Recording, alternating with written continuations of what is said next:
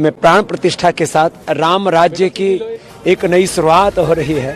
और आज यहाँ सब हमारे शीर्ष संत महापुरुष, एक दो को छोड़ दीजिए वो अपवाद है, सब भारत के साधु संत महात्मा, हिंदू जैन बौद्ध सिख, इतना ही नहीं पूरी दुनिया के 200 करोड़ से अधिक राम भक्त प्रसन्न हैं। इससे बड़ा कोई सौभाग्य हो नहीं सकता जिसको आज हम अपने आंखों से देख रहे हैं। प्रधानमंत्री मोदी અત્યારે એરપોર્ટ ખાતે આવી ચૂક્યા છે। માત્ર થોડીક જ વારમાં હવે તેઓ રામ મંદિર અયોધ્યા નગરીમાં પધારવાના છે। અવધ નગરીમાં પ્રધાનમંત્રી મોદી હવે થોડીક જ વારમાં આવશે। લાખોની સંખ્યામાં લોકો પહોંચ્યા છે।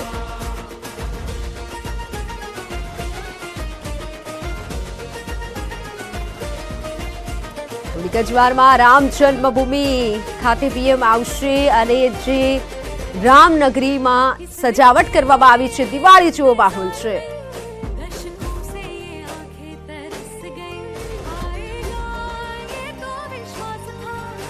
દેશમાં અત્યારે રામ નામના નારા ગુંજી રહ્યા છે, ત્યારે પ્રધાનમંત્રી મોદી પણ અયોધ્યા ખાતે પહોંચી ચૂક્યા છે। સૌ કોઈ તેમને આવકારવા માટે પણ તૈયાર છે। અમે તમામ દ્રશ્યો આપને બતાવી રહ્યા છે અલગ અલગ જગ્યાના કે જ્યાં અત્યારે ક્રિકેટ ચાહકો પણ ક્રિકેટના વિશ્વમાં અત્યારે આવી રહ્યા છે। આ જુનિયર કોહલી છે કે જેઓ તેમના વિશ્વમાં આવ્યા છે અને તમામ લોકો અત્યારે આનંદમાં ઝૂમી ઉઠ્યા છે। માત્ર થોડી કલાક અને હવે પ્રાણ પ્રતિષ્ઠા થવા જઈ રહી છે।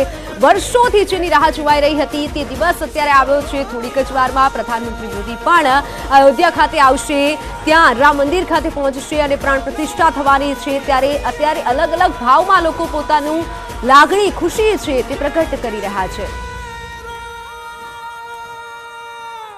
તો વાતચીત કરવા માટે આપણી સાથે હર્ષવર્ધન શાસ્ત્રીજી પણ જોડાયેલા છે। શાસ્ત્રીજી, સૌપ્રથમ તો જો આપણે રામનું નામ લઈએ ત્યારે રામ રામ કહીએ છીએ, કોઈકની સાથે વાતચીત પણ કરીએ, પહેલી વાર પણ મળીએ ત્યારે રામ રામ બોલીએ છીએ। એવું કહેવાય છે કે રામ રામ તમે બોલો છો તો 108 વાર પ્રભુનું નામ તમે લીધું કહેવાય। જી બિલકુલ, આ આપણા હિન્દુ સનાતન ધર્મની એક જ્યારે નમસ્કાર કહેવામાં આવે છે ને, એ જ રીતે ઉત્તર ભારતમાં વર્ષોથી આ રામ રામનું જે છે એ અભિવાદન રૂપે આ જ વસ્તુ બોલવામાં આવતી હોય છે। કેમ કે એવું માનવામાં પણ આવે છે કે જેટલી વાર આપ દિવસમાં રામ બોલો છો ને એટલી વાર આપના કરેલા કર્મોના પાપ કર્મનો વિનાશ થાય છે। અને તેથી જ જેટલી વાર પ્રભુ આપ રામ બોલી શકો ને એટલી વાર આપ બોલજો। અને હું તો એવું માનું છું કે આજથી જે રામ રાજ્યની શરૂઆત થાય છે ને, તો જેમ યુવા પેઢીની ચર્ચા કરીએ આપણે એ પ્રમાણે છેલ્લા કેટલાક સમયથી આપ જોશો તો કદાચ 2-3 મહિનાથી રામ ભગવાનના રામ જય રાજા રામ, રામ રામ જય, બોલો જય સિયા રામ।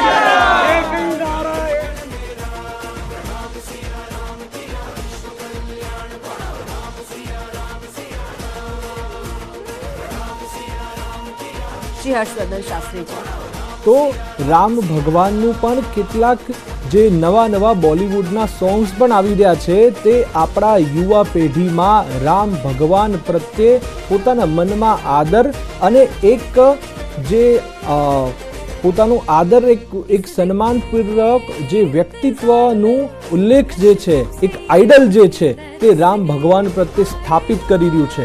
અને કદાચ એટલે જ હું એવું માનું છું। इसके बारे में सब तो यही कहूंगा कि आज 22 जनवरी है। सभी मेरे भाई बहनों, हिंदुस्तान के जो हिंदू है मेरे भाई, सबको कहूंगा कि 22 जनवरी आज दिया जला के उन तमाम राम भक्तों को याद करें जिन्होंने युग युग में हर क्षण में राम, जी शास्त्री जी, हर मन में कण कण में સોંગ્સ પણ નવા આવી રહ્યા છે, તે આવનારી પેઢીમાં રામ પ્રત્યે એક પોતાનું આઈડલ તરીકે સ્થાપિત કરવા માટે ખૂબ જ ઉત્તમ પુરવાર થશે। Family and we are so overwhelmed. We are really very happy to be here. So anything else? No, that's it. Yeah, already I tweeted. Everything is. એટલે કહી શકાય ખૂણે ખૂણેથી લોકો આવી રહ્યા છે। જે આપ જોઈ શકો છો તો રામ મંદિરની પ્રતિષ્ઠામાં પણ કેટલાય બોલિવૂડ સ્ટાર્સ પધારી રહ્યા છે, જે કેટલાય યુવા પેઢીઓના એક આઈડલ સમાન છે। અને તે લોકો પણ આજે રામ નામનો સતત જાપ કરી રહ્યા છે. તો હું એવું જ માનું છું કે આ કળિયુગમાંથી કદાચ આ 22 જાન્યુઆરીથી જ આપણે એક ત્રેતા યુગમાં ફરીથી પ્રવેશ કરી રહ્યા છીએ. અને આજથી જ આપણી યુવા પેઢીથી લઈને જેટલા પણ બાળકથી લઈ અને વડીલ વ્યક્તિ સુધીના દરેક વ્યક્તિઓ એ રામ નામનો સતત જાપ અને રામ રાજ્યની સ્થાપના થશે. બિલકુલ બિલકુલ.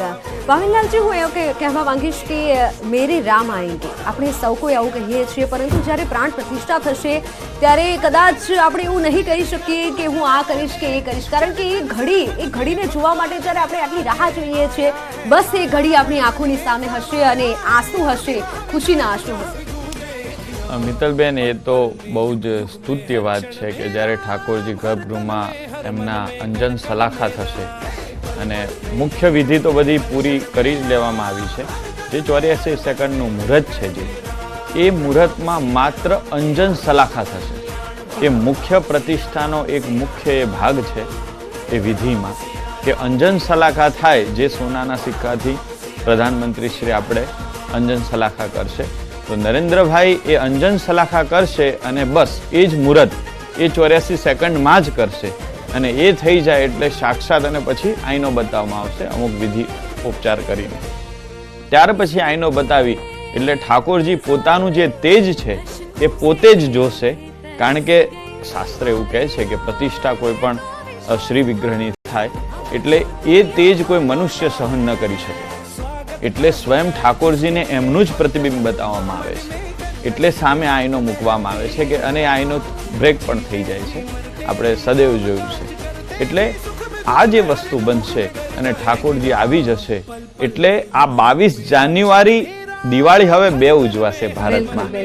એ આપણે દિવાળી જે ઠાકોરજી કથાઓમાં જે દિવસે આવ્યા અયોધ્યામાં ત્રેતા યુગમાં એ તો છે જ, પણ હવેથી 22 જાન્યુઆરીનો દિવસ પણ એ ઇતિહાસમાં સુવર્ણ અક્ષરોમાં લખાશે કે અમારા પ્રભુ શ્રી રામ ઠાકોર, અમારા સ્વામી પરાત્પર પરબ્રહ્મ પૂર્ણ પુરુષોત્તમ એ સ્વયં રામ મંદિરની અંદર અયોધ્યામાં પોતાની જગ્યાઓ ઉપર 22 જાન્યુઆરીએ પ્રાણ પ્રતિષ્ઠામાં પ્રગટ સ્વરૂપે આવ્યા અને લોકોના હૃદયમાં પણ એ પ્રગટ થયા અને